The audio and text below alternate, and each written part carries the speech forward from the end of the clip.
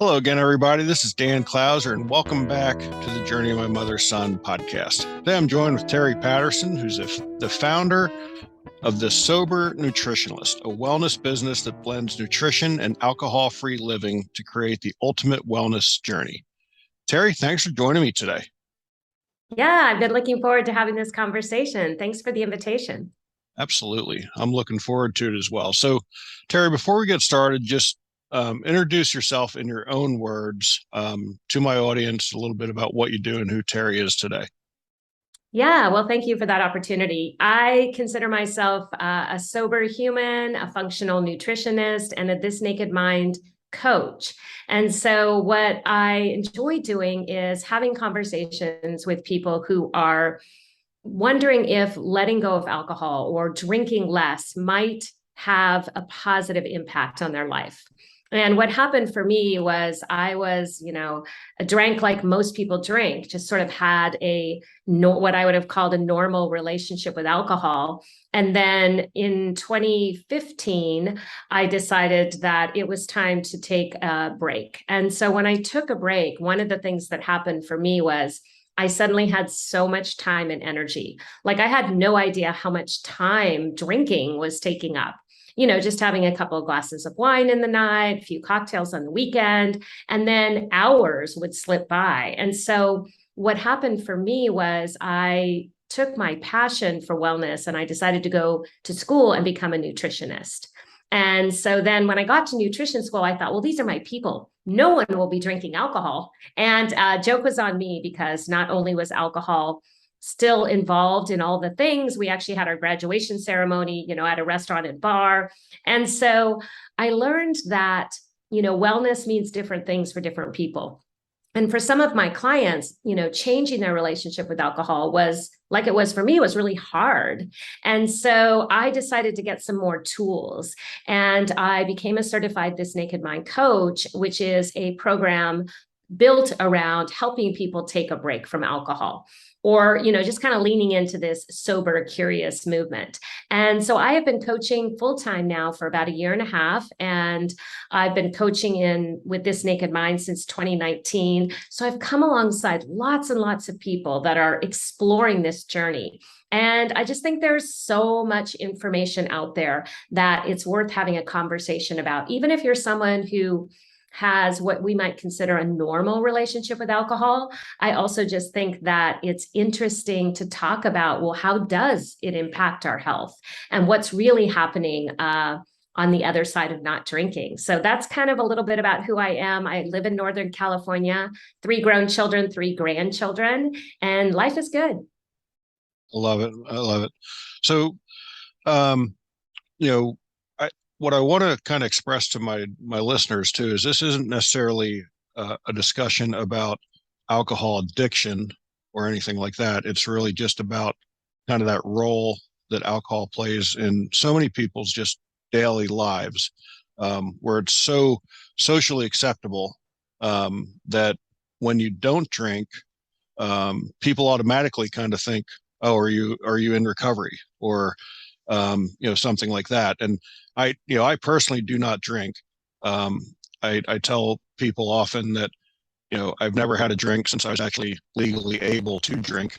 And a lot of that actually does come from the fact that there was a history of addiction in my family, and I've seen what it could do to you.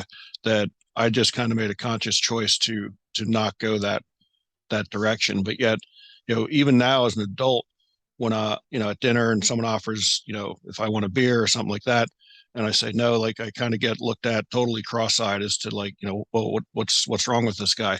So, I think that's probably one of your biggest obstacles is just, overcoming that, socially acceptable, um, you know, what like you said, what people call a healthy relationship with alcohol. So, you know, what was it that triggered you, in 2015 to kind of cut it out and see how it affected, your other components of your health?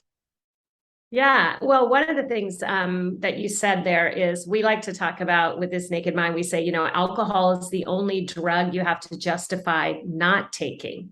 And it's fascinating to me how we have to come up with reasons that we're not drinking as if, it's like there's something, bad about making this choice to not drink. So it really is an interesting social conversation.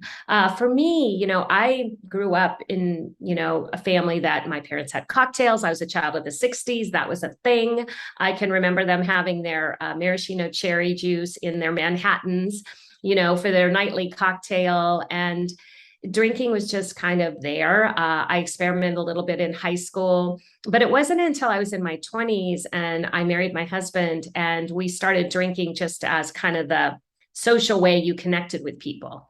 And, I drank what I would consider normally for a long time. And then, I started finding that alcohol was creeping in more and more often. And I didn't have a rock bottom. I wasn't someone who fortunately had a DUI or lost a job or went to jail. I mean, sometimes people do have those situations, but for me, I just was not living the way I wanted to live. I was, like I mentioned, I was this wellness enthusiast, and yet there was this big disconnect around drinking. Before I was a trained nutritionist, I used to take people on taking a 30-day break from, some of the inflammatory foods, maybe cutting out sugar. And I remember always, Dan, I would look at my calendar and think, well, I can't do those 30 days because, that's book club, or I can't do those 30 days because we're going camping. And so every 30 days I would look at, drinking was in there somewhere. So it was really hard to find a 30-day break, to take a break, because I always felt like I was missing out.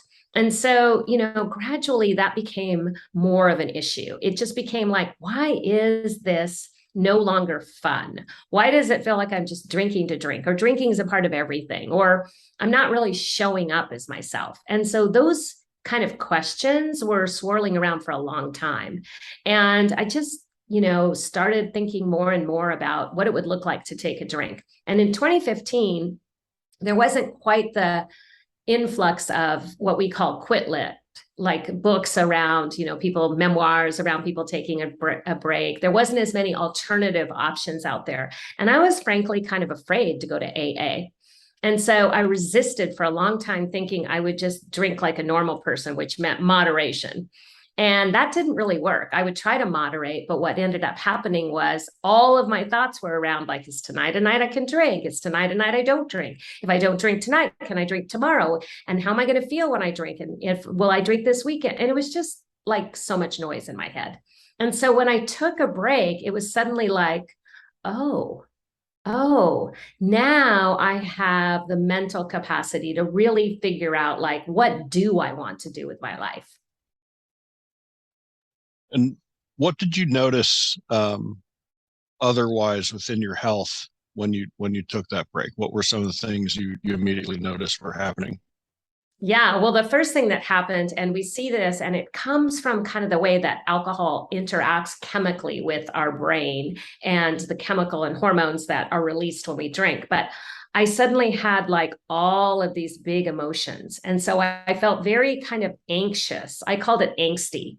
Like I had too much energy and I didn't know what to do with myself. There was like too much time, too much, what do I do? And, part of that is just that we are so used to in our modern day culture of that instant quick fix, that we are not used to having, I call it untethered time. So, I was using alcohol maybe when I was bored. I was using alcohol as a distraction. I was using alcohol to just sort of fill up the day or, the evenings. And so when I didn't have that, was wildly uncomfortable in the beginning. So right away I noticed that, but I also noticed that I was starting to get a little bit more clarity around, like, what do I want to do? Like, what can I move toward? What sounds interesting?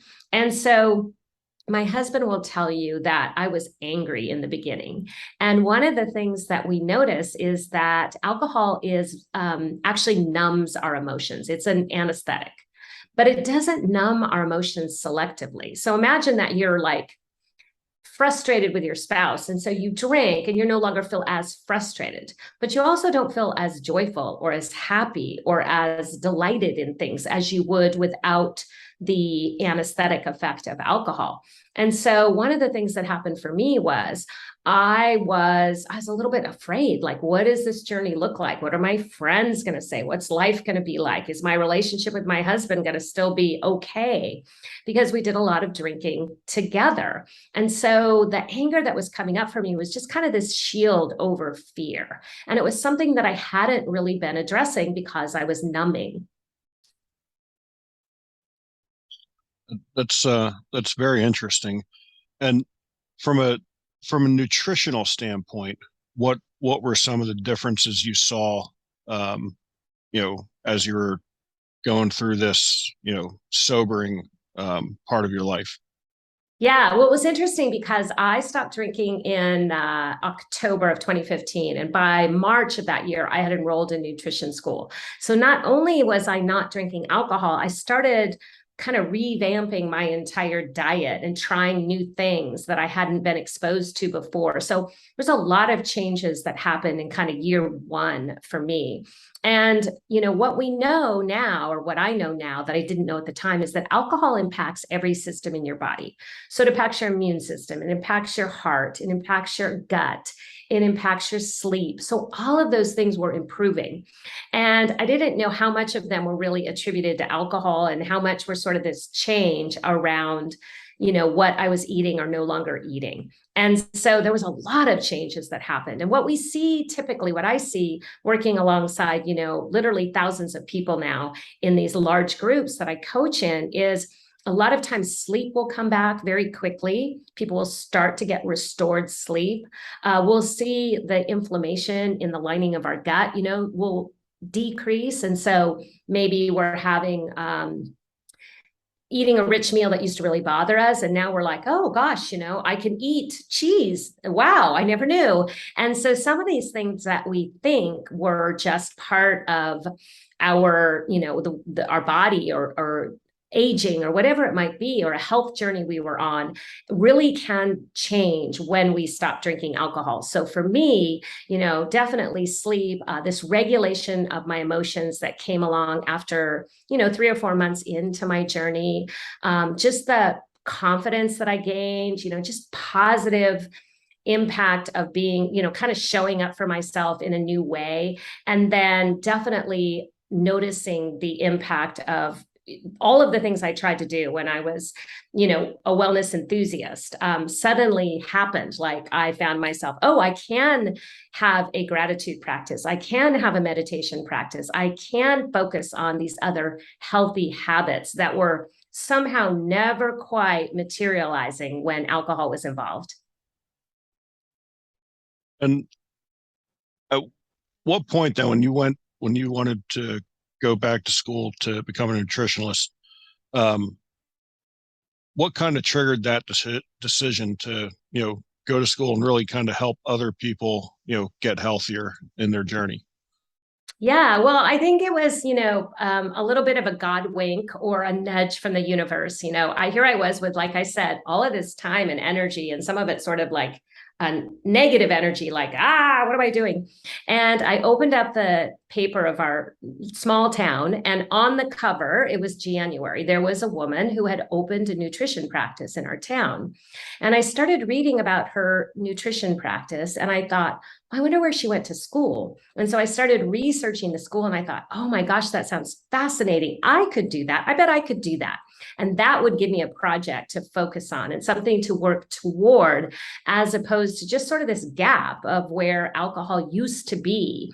And so I asked her, I called her up and I said, can I talk to you about this? And she invited me. We had coffee, and she eventually became my mentor as I started on this nutrition journey. So I think part of it was recognizing that I was, I had a passion for something and I wanted to do something that felt positive in place of all of this time I had sort of wasted around moderating and trying to let go of alcohol.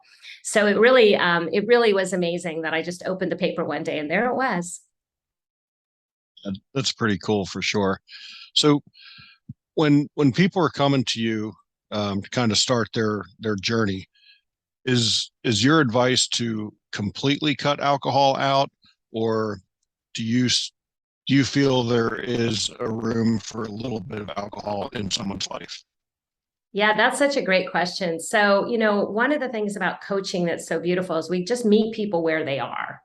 And with the work that I learned, the kind of the methodology with Annie Grace and This Naked Mind, it's very different than what we've traditionally sort of experienced through the 12-step program. So, there we kind of think about the first thing to do is to stop drinking and then to not drink again. And if you fall off the wagon, you go back to day one. But in the coaching that I do, we really talk about behavior comes last. So the first thing we do is we call it the pause, where we quit trying to quit. Because a lot of times people are like, oh, alcohol's not working for me, or I got in trouble with alcohol, or my spouse is telling me I'm drinking too much, and so I have to stop. And what we like to do, and what really is kind of a refreshing take, is let's just explore, like, where is alcohol showing up in your life, and what are the emotions behind it, and what need is it filling? I talked about, like, for me, I was bored, or it was a distraction, or uncomfortable relationships. Drinking, that was the easy button. And so we really start with the thoughts around drinking and kind of exploring where alcohol is showing up in our life and why it feels like too much, why we might want to take a break. And then behavior comes last.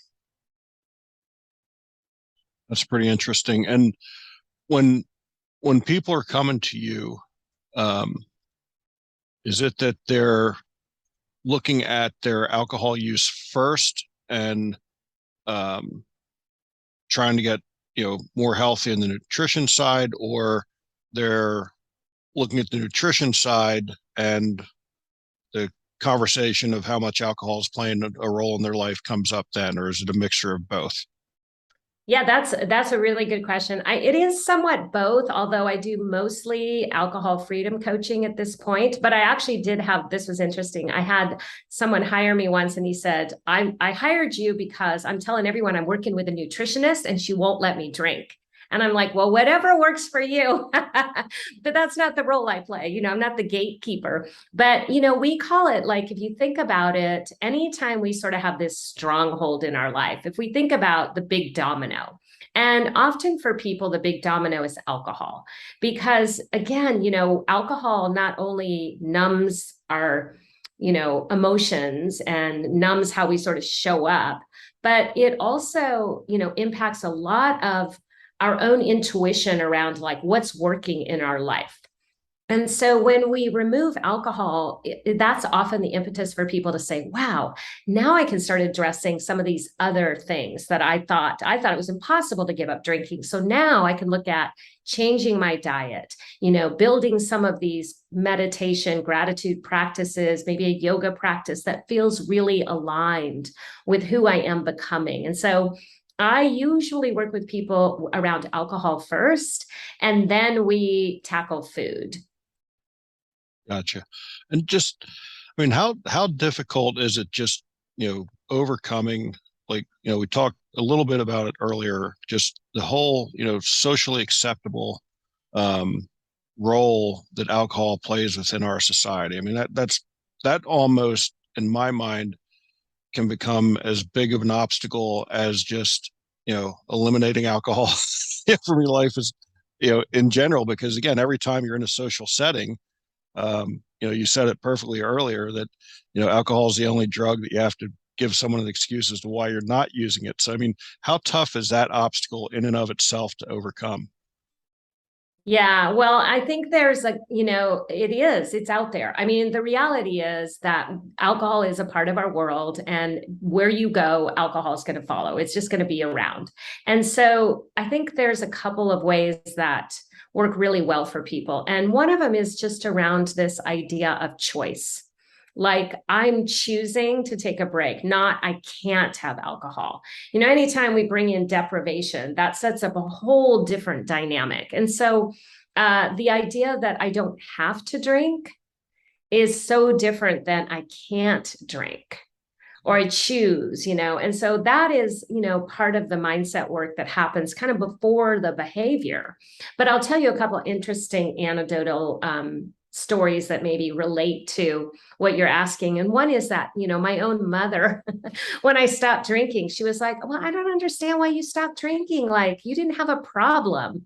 And, I told her, well, it was a problem for me, or, I feel better not drinking. And this went on for a while. And finally, I asked her, I said, okay, if I was smoking cigarettes and I decided to stop smoking, what would you say? And she said, oh my gosh, I'd be so happy. I'd tell you how proud I am and, better for your health. And I said, okay, do that thing, because that's how drinking was for me. Like, it was interfering with me being authentically me. It was interfering with my health in ways that, I didn't even realize at the time the impacts, because alcohol was in daily. And so I didn't have a chance to realize until I took a break. And so that, I find, is part of it. And then the other thing that happens is, sometimes I do work with people who are pretty much into that place on the alcohol use disorder, where they really do have an addiction to alcohol, whether it's maybe not physical, but definitely a part of, just really hard to let go of. And sometimes those people are drinking in secret. Like, they're hiding bottles, or they're not admitting to people how much they drink, or they're always drinking alone so that other people don't realize it. And so they're really hiding that. And then what's fascinating is I see they come out of not drinking, and now they're hiding the fact that they come out of drinking. They're hiding the fact that they're not drinking. They're pretending that there's something alcoholic in their glass, or they're whispering to the bartender, a gin and tonic, hold the gin. And it's like, isn't that an interesting comment on our culture, that we're hiding drinking and now we're hiding not drinking? There's something broken there, I think. Yeah. Yeah, that's for sure. And it's amazing. And again, just so, socially acceptable, that is, I don't know if funny is the right terminology or not, that, people would have to hide the fact that they're not drinking, once they stop. So, yeah, very, very interesting, work that you're doing for sure. And if someone's coming to you and they are at the point where they are just, they're addicted and they have a serious problem, do you still help them through that, or at that point are you kind of, you know helping them get additional help that they would need if they're, truly at a point where they're addicted? Yeah, it kind of depends. If people are physically addicted, then they really do need to work with a doctor and a medical team to come out of using alcohol, because it is a very dangerous and critical spot, excuse me, to be in. And so we do need that kind of medical support. But that actually is kind of a small percentage of the population that are physically addicted.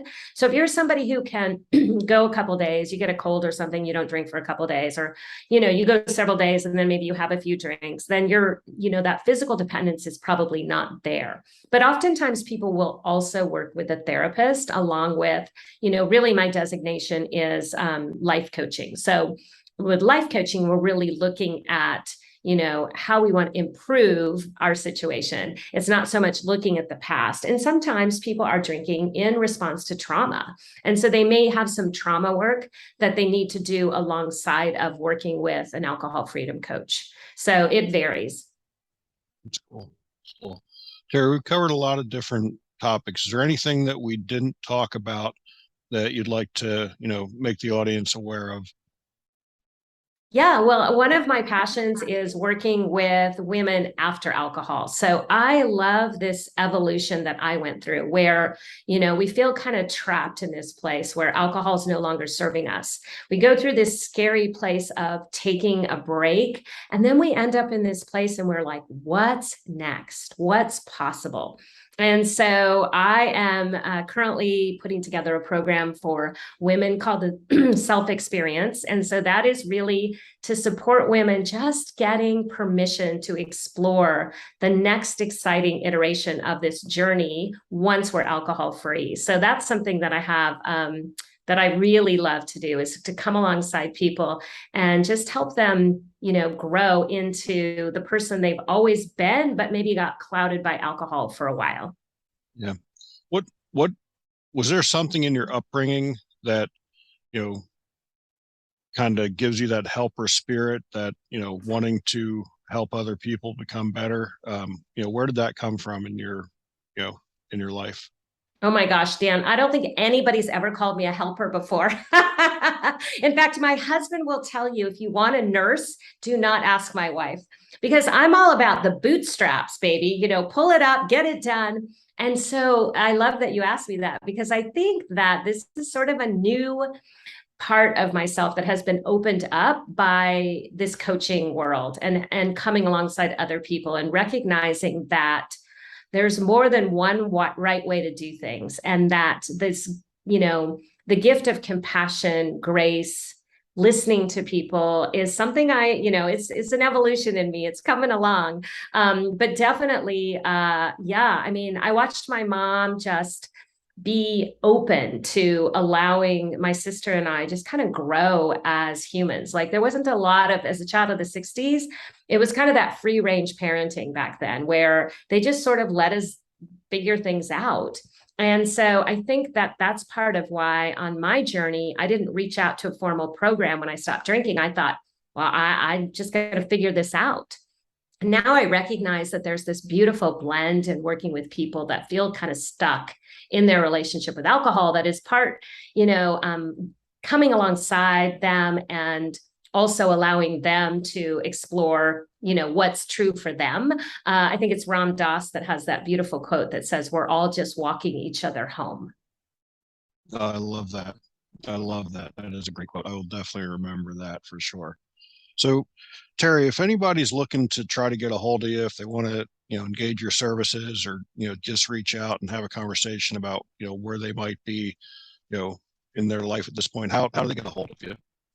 Yeah, so I am the sobernutritionist.com on Facebook. That's also my website. And you can find me Teri.the Sober Nutritionist on Instagram. That's where I spend most of my time. And I have a podcast called The Sober Edge. Awesome. I love it. So that brings me to my final question. As you know, the subtitle of the podcast is Many Little People in Many Little Places, which comes from the opening lyrics of a Michael Franti song, Gloria, which go, when many little people in many little places do many little things, then the whole world changes. So what's one of the little things that Teri does on a daily basis to make the world a little bit better place? I think probably the way that I would answer that is around gratitude. So I have a gratitude practice that's very simple. And I often invite people to just do what I call lower the bar. Like you don't have to have this fancy journal. You don't have to have this perfect time of the day. Just start focusing on those little things that you're grateful for. And then we get to show up vibrating in that energy that allows other people to feel more grateful and positive as well. I love that. That's great. Teri, I really appreciate the conversation, taking the time out to to have this conversation with me. Like I said, with having addiction in my family, it was something I definitely wanted to talk about and bring somebody on. It's a little bit different angle than a rehab sort of thing. So I like the perspective that you brought to the topic, and I hope the listeners get a lot of value out of it. And I think they will. So I really appreciate it. So for folks out there listening, be sure to check out my other blogs and my other podcasts and blogs at danclouser.com or thejourneymymotherson.com. Again, Teri, really appreciate you taking the time and being on the show. Thank you so much. You bet.